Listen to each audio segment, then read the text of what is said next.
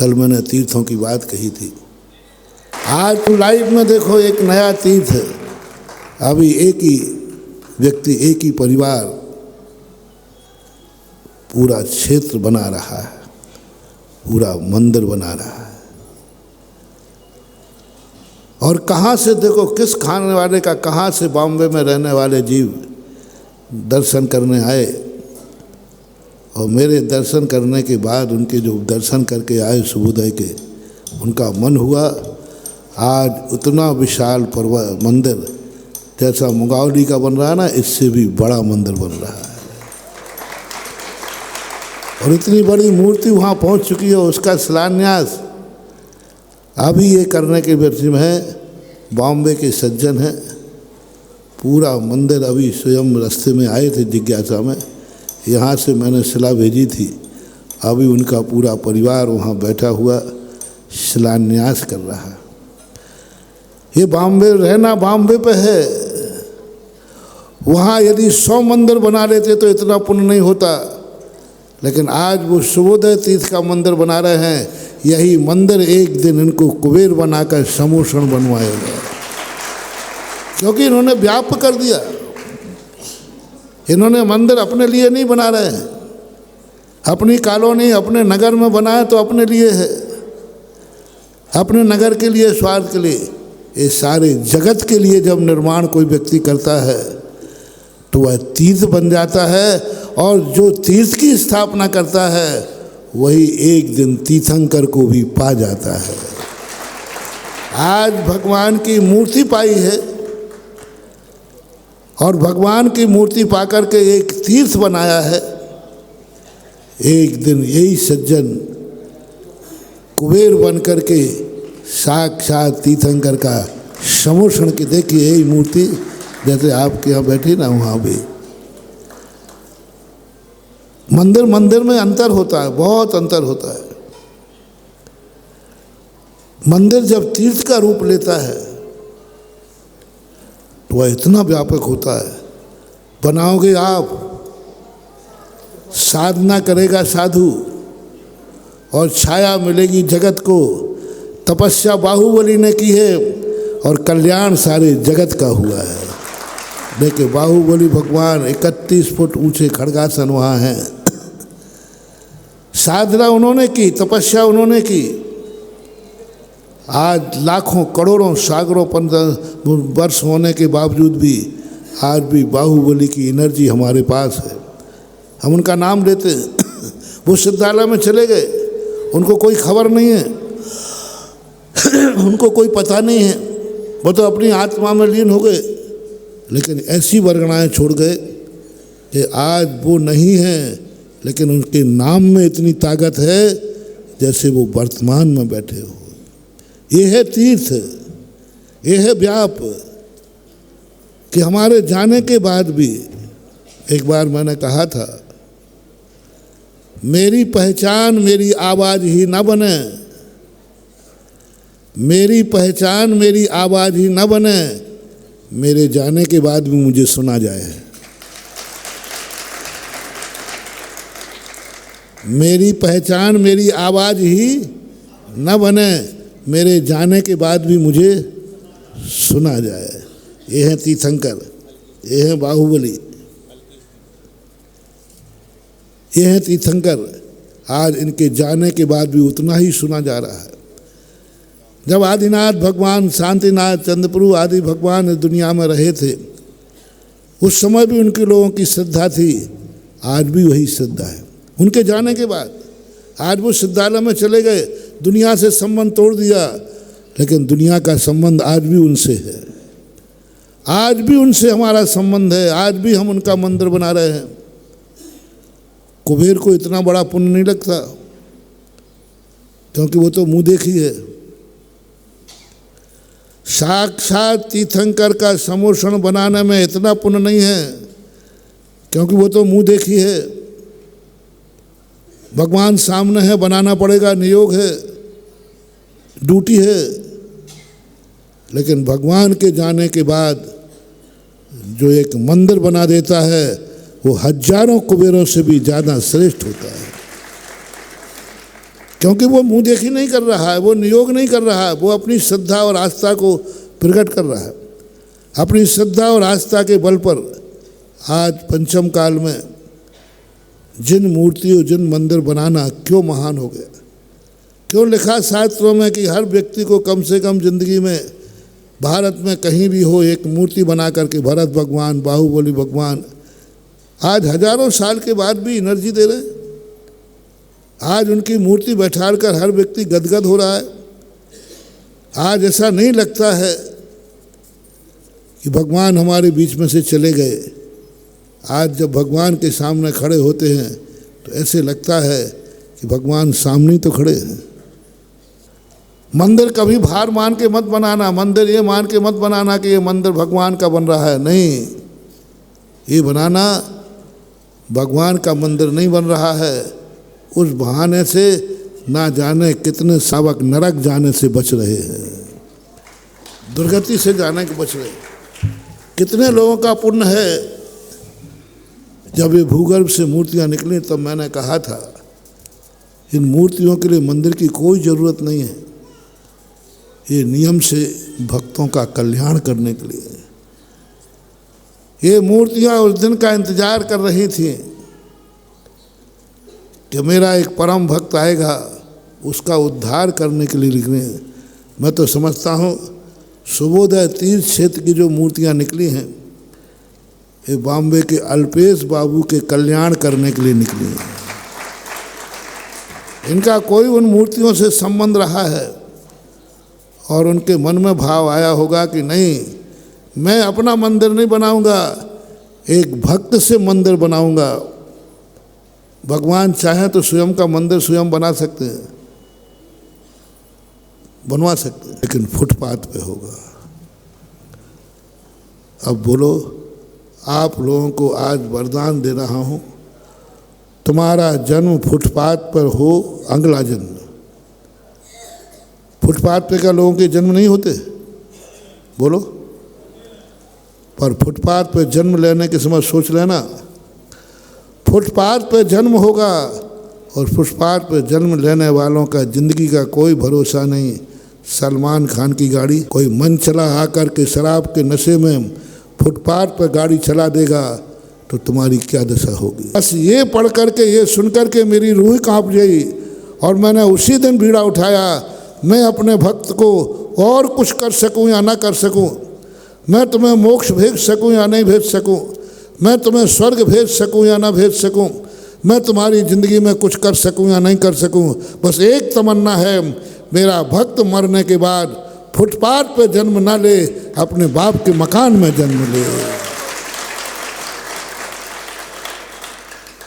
उसका जन्म वहाँ हो जिस पिता का मकान पहले से बना हुआ हो, जिस पिता ने मकान बेटे को जन्म देने के पहले बना लिया हो, जिस पिता ने या तो पूर्वजों के वसीयत का या स्वयं बनाने के पहले। बहुत बड़ी बात कह रहा हूँ महानुभाव, बेटे को जन्म देने के पहले अपना मकान बना करके बेटे को जन्म देना। कायदा तो यही है, शादी करने के पहले अपने खुद के मकान में पत्नी को बुलाना, या फिर तुम्हें वसीयत में मिला हो किराए के मकान पर फुटपाथ पर रह करके विवाह करना। उन दुर्भाग्यों को बुलाना है जो किराए के मकान पर, जिनके मकान नहीं है, वे यदि गृहस्थ जीवन बसा रहे हैं तो उनकी कूख में आएंगे कौन? वो पुण्यहीन बदकिस्मती जिन्होंने कभी कुछ भी दान नहीं दिया है, ऐसे बदकिस्मती तुम्हारे गोद में आएंगे। और यदि खुद का मकान बना करके तुमने बेटे को जन्म दिया है तो वह जीव आएगा, वह जीव आएगा, वह जीव आएगा जिसने कभी भगवान को आवास दान दिया होगा, चाहे वो नवोदय तीर्थ हो या शुभोदय तीर्थ हो, जरूर कहीं ना कहीं दिया होगा। नहीं दिया होगा तो अनुमोदना की होगी कि हे भगवान, आज तो मेरे पास नहीं है, लेकिन धन्य है जिन्होंने ये तीर्थ बनाया, और जिस दिन मेरे पास आएगा मैं भी बनाऊंगा, मन से, वचन से और काया से। यदि करने को तुम्हारे पास नहीं है तो कोई बात नहीं, कम से कम जो कर रहे हैं उनको जय जिनेंद्र कर लो। 3 रास्ते दे रहा हूँ। फुटपाथ पे जन्म ना मिले तुम्हारा, बाप के बने हुए मकान में तुम्हारा जन्म हो। जब भी कोई दान देवे, मंदिर का, संशाला का, कमरे का, गौशाला का आदि, तो या तो तुम स्वयं उसमें पार्टिसिपेट करना। कुछ नहीं कर सको तो एक ईंट जरूर लगाना। जब भी मंदिर बने, जब भी शिलान्यास हो, सारे जगत के लोगों से मेरा कहना है, जब भी कहीं हो एक ईंट जरूर लगा देना। कोई साधारण ईंट नहीं है। ईंट की ये परंपरा क्यों आई? क्या उस ईंट लगाने से कोई मंदिर बनता है? 450 ईंटों से मंदिर बनता है? नहीं, मंदिर नहीं बनता है उनसे। लेकिन एक भक्त अपने आप में कृतकार्यता अनुमोदना करके अपने आप में मंदिर का पुण्य ले लेता है। कहीं भी मौका मिले, यदि मिले, तुम्हें कुछ भी नहीं करना, तुम्हारे सामने तो एक उठा के रख देना। क्या नाम दिया उसका? स्वर्ण ईंट। इतनी ठगा ठगी मैंने कहीं नहीं देखी। 2.5 रुपया की ईंट है। एक पीली पन्नी लपेड़ी 5,000। लपेटने वाले को भी मालूम है, खुला धांधली है, खुली। ले रहा है उसको भी मालूम, बल्कि उसी ने बांधी थी। हे भगवान जमीन से निकले सुबोधय तीर्थ में, बीनागंज के अंदर, उनको क्या फर्क पड़ता है? जमीन में भी अच्छे थे। लेकिन उन्होंने कहा नहीं, एक हमारे पूर्व जन्म का भक्त है, बॉम्बे में रहता है, अल्पेश नाम है, उस भक्त का उद्धार करना है, और भक्त को विमान दिलाना है। और विमान फोकट में मिलेगा नहीं, ये मंदिर बनाएगा, उसके बदले में मैं ब्याज के विमान बोलेगा। बम्बई से बुलवा लिया भक्त को। इतने लोग हैं जो मंदिर बनाना चाहते हैं कि नहीं बना पा रहे, समर्थ ही नहीं है, शक्ति ही नहीं है। मत किसी को दोष देना। जरूर मेरे से कोई भूल हुई है, जरूर मैंने पास धन था, लेकिन मैंने धन से कोई बुरा कार्य किया है। तभी जा कर के भगवान ने मुझे कहा, जा, तू वैसे तो मैं रोक नहीं सकूंगा, इसलिए मैं तुझे गरीब घर में पैदा करता हूं, जिससे तू बना भी चाहे भी तू बना नहीं सकता। जरूर कोई भूल हुई है, तुरंत भूल महसूस करना और उसको पकड़ना। किस भूल के कारण से तुम मंदिर बनाने के लायक नहीं हो? किस भूल के कारण से तुम भगवान बनने लायक नहीं हो? किस भूल के कारण तुम मुनि बनने लायक नहीं हो? किस भूल के कारण से तुम मंदिर आने लायक नहीं हो? कौन सी भूल है जो आज तुम्हें भगवान का दर्शन नहीं मिल पा रहा है? उस भूल को पकड़ो, और वो भूल जिस दिन अपने पकड़ में आ जाएगी, तुरंत उस भूल को सुधारना है। और जिस दिन अपन ने भूल सुधार ली, चिंता मत करना रे, जिस दिन अपना पुण्य आ जाएगा, योग हो जाएंगे, तब भगवान जमीन में से निकल आएंगे और बम्बई से भी मंदिर बनाने वाले तुम्हें बुला लेंगे। जमीन में से निकलेंगे भगवान तेरे खातिर, कि मेरा एक पुण्यात्मा जीव है, एक भव्य जीव है, उस पुण्यात्मा के हाथ से मुझे उच्चासन मिलेगा। वो पुण्यात्मा मेरा मकान बनाएगा, मेरा मंदिर बनाएगा, और वो समाचार पहुंचेगा तुम्हें, बम्बई पहुंच जाएगा। ये बेतार के तार तुम्हारे पास ही नहीं है, हमारे यहाँ भगवान के पास बहुत बड़ी टेलीपैथी है। मैंने कहा बहुत बड़ी मोनोपोली है। ये सिफारिश, इसमें इतने हजारों लोग हैं, उनसे भी ज़्यादा पैसे वाले हैं, लेकिन भगवान ने अपना फ़ोन करके अपने भक्त को बम्बई से बुलाया और बीनागंज में अपने मंदिर का शिलान्यास करवा रहे हैं।